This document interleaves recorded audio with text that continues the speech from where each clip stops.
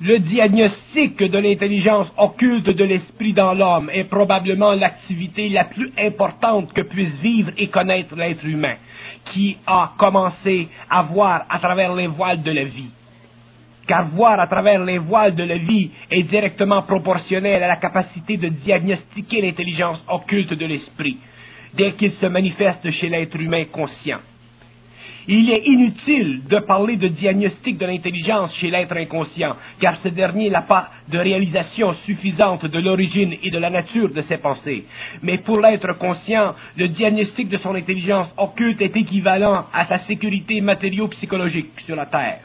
Car l'être conscient qui a commencé à diagnostiquer son intelligence, non pas seulement en est arrivé à diagnostiquer l'aspect pensé de son intelligence, mais il en est arrivé aussi à diagnostiquer l'aspect vibratoire de son intelligence.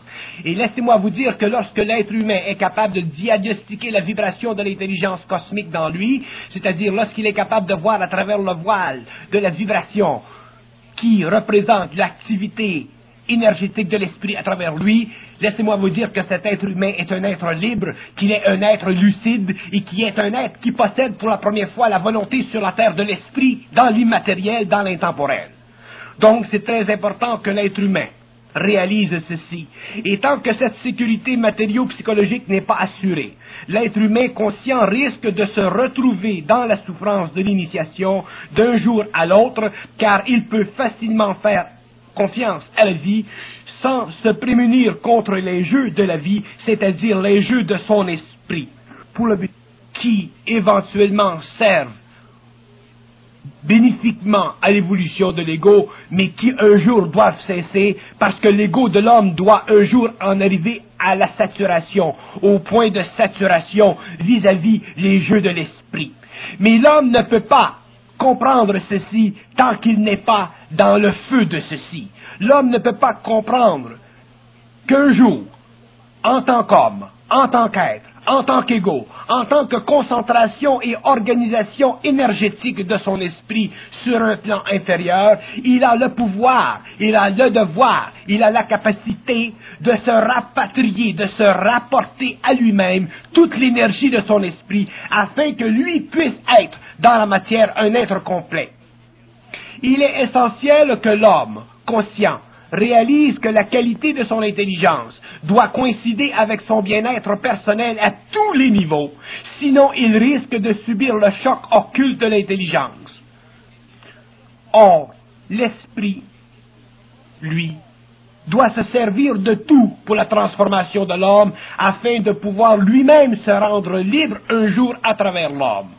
Ceci veut dire que l'homme doit être capable un jour de supporter la fusion, oui, mais un jour aussi d'intégrer l'énergie de l'esprit parfaitement afin de ne plus souffrir de la fusion.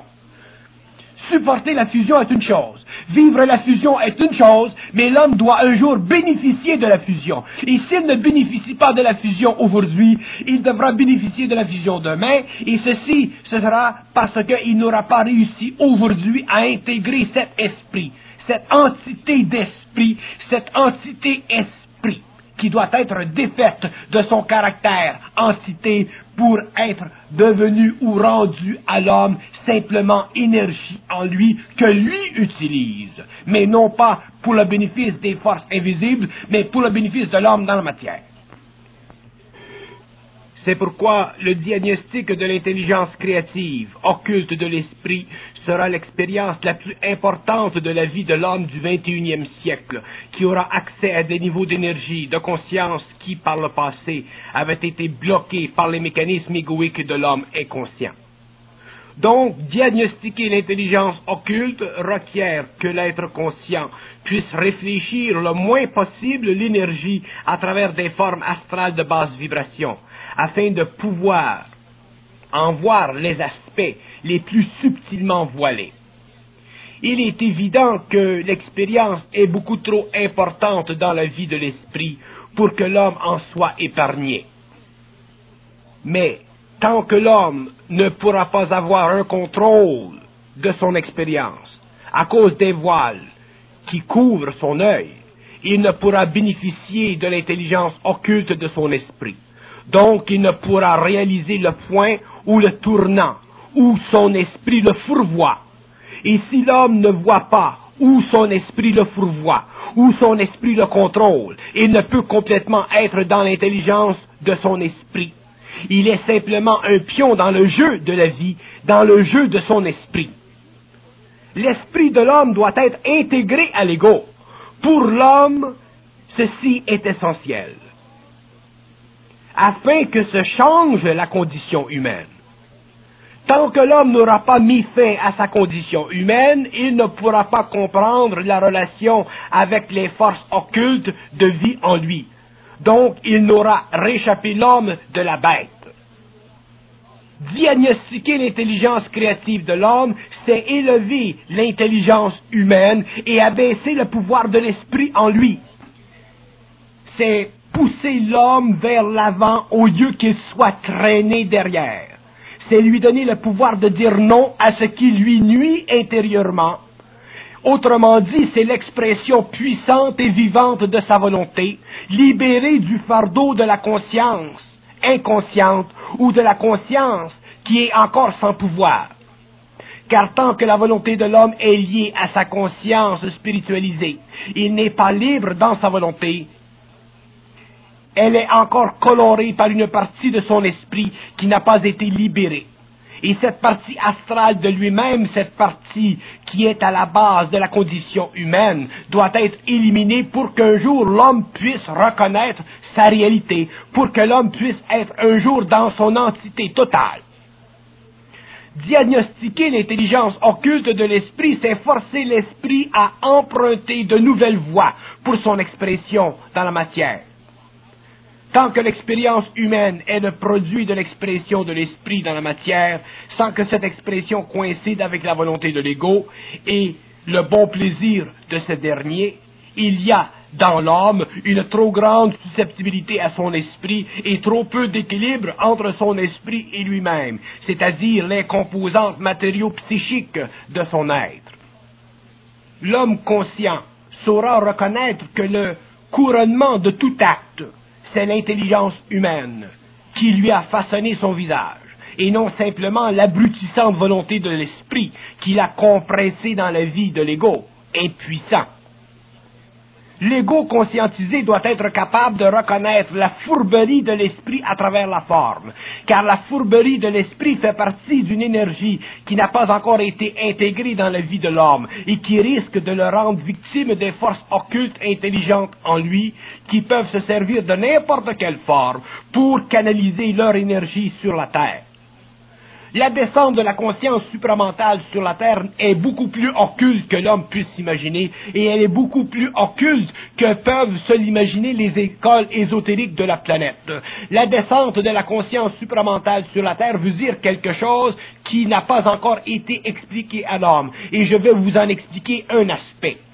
La descente de la conscience supramentale sur la Terre veut dire la réorganisation vibratoire de la conscience moléculaire du plan mental, émotionnel, vital et physique de l'homme. Ceci veut dire que la conscience supramentale sur la Terre n'est pas simplement la venue sur la Terre d'une nouvelle conscience. C'est aussi la réorganisation sur la Terre d'une conscience atomique moléculaire pour permettre éventuellement à l'homme d'être incapable de souffrir psychologiquement de la désorganisation symbolique de son mental lorsqu'il passera d'un espace-temps à un autre. C'est-à-dire que viendra le jour où il sera donné à l'homme d'entrer en contact avec des forces scientifiques et intelligentes tellement avancées que le passage d'un espace-temps à un autre et le retour d'un espace-temps à un autre sera obligatoire pour l'homme, et ce passage, pour être fait, pour qu'il serve à l'homme, nécessitera auparavant, pendant une certaine période de temps, que l'homme soit ajusté psychologiquement à une nouvelle conscience. Et cette nouvelle conscience, c'est la conscience supramentale. Mais la conscience supramentale, ce n'est pas la fin de tout, ce n'est que le début de la nouvelle évolution. La conscience supramentale, ce n'est que la formation temporaire, transitoire d'une nouvelle humanité pour que, éventuellement, le contact se fasse d'un espace-temps à un autre avec d'autres humanités, d'autres intelligences. Donc, nous devons apprendre, nous les hommes de la Terre aujourd'hui, pendant cette période de transition, que dans la conscience supramentale que nous connaissons, que nous commençons à connaître aujourd'hui, il y a énormément de spiritualité, et c'est cette spiritualité qui doit être détruite afin de libérer complètement l'homme des forces internes, occultes, qui, demain, pourraient travailler contre lui s'il avait à passer d'un espace-temps à un autre. Parce que les forces occultes dans l'homme, c'est-à-dire les forces cachées en lui, qui sont les forces de l'âme, les forces de la mémoire, les forces de son esprit qui n'est pas totalement libéré, toutes ces forces sont des forces planétaires. Et tant que l'homme sera lié, aura en relation avec ces forces planétaires un lien quelconque, il ne pourra pas passer d'un espace-temps à un autre sans en payer le prix, sans en payer la facture sur le plan de sa santé mentale ou de sa santé matérielle. Donc, lorsque nous parlons de la transformation de la conscience de l'homme, lorsque nous parlons de la conscientisation de l'homme, de la conscience supramentale, et lorsque nous parlons de la nécessité chez l'homme d'aujourd'hui qui devient supramental, de diagnostiquer l'intelligence occulte en lui, nous voulons dire que l'homme doit commencer lentement à se préparer à être capable de traduire en termes humains tout ce qui est occulte en lui. L'homme doit être capable de remplacer tout ce qui est vibratoire en lui et énergie en lui en une composante humaine qui lui donne, sur le plan matériel, la constante de ses plans et aussi la capacité de vivre dans son mental une vibration pure, c'est-à-dire une vibration qui n'est pas colorée à aucun niveau, ni par l'énergie de l'âme qui est mémoire, ni par l'énergie de l'esprit qui est pouvoir sur lui. Du bon esprit ou du mauvais esprit, c'est de l'intelligence plus ou moins dangereuse. Mais de l'esprit pur, c'est de l'intelligence dangereuse, car l'homme ne peut y faire confiance parfaitement. Et pourtant, elle fait partie de lui. Il ne peut qu'en arriver un jour à la contrôler, d'où le pouvoir de la 6e race racine sur la terre de demain. Donc, il est très important pour l'homme de voir, de comprendre ceci, que de l'esprit mauvais ou de l'esprit bon, c'est plus ou moins dangereux, ou plus ou moins bon.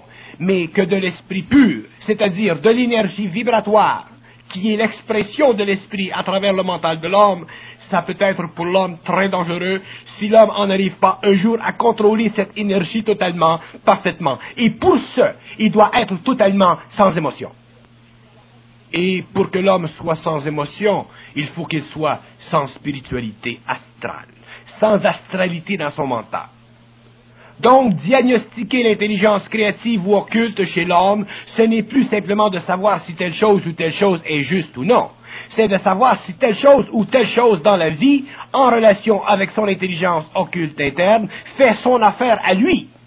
Et pour le bien faire, ce discernement, il faut avoir vécu les premiers moments où l'homme a cru en son esprit, où il a suivi son esprit, sa directive, pour se voir plus tard amené devant le mur de la souffrance à cause de la fourberie de son esprit qui avait servi son esprit pour la descente dans la matière, mais non pas l'ego pour sa paix dans sa vie. Donc, diagnostiquer l'intelligence occulte de l'homme, c'est pouvoir se rendre à l'évidence de la souffrance qu'elle peut lui créer avant qu'il la vive. C'est pouvoir être lucide à un tel point que l'esprit devient impuissant dans la vie mentale de l'homme.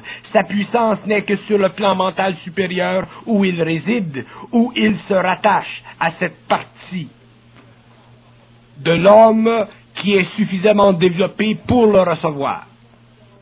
Diagnostiquer l'intelligence créative occulte de l'homme, c'est permettre que l'homme puisse, pour la première fois, depuis l'évolution de sa matière, être capable d'enregistrer dans son cerveau des ondes qui lui permettent d'être parfaitement en équilibre avec sa vie interne et externe. Il ne s'agit pas pour l'homme de vivre une paix mystique interne, alors qu'à l'extérieur son corps pourrisse dans la vermine. Il s'agit que l'ordre règne dans son esprit comme dans sa matière. Mais pour ce, il faut que l'homme en arrive un jour à contrôler l'énergie de son esprit qui se manifeste sous toutes ses formes possibles et imaginables pour mieux se manifester dans la matière. Il est difficile à l'homme de voir les jeux, les voiles de son esprit, car il ne lui est pas permis en général de voir l'avenir, mais il ne voit pas l'avenir parce qu'il n'a pas encore le contrôle de son esprit.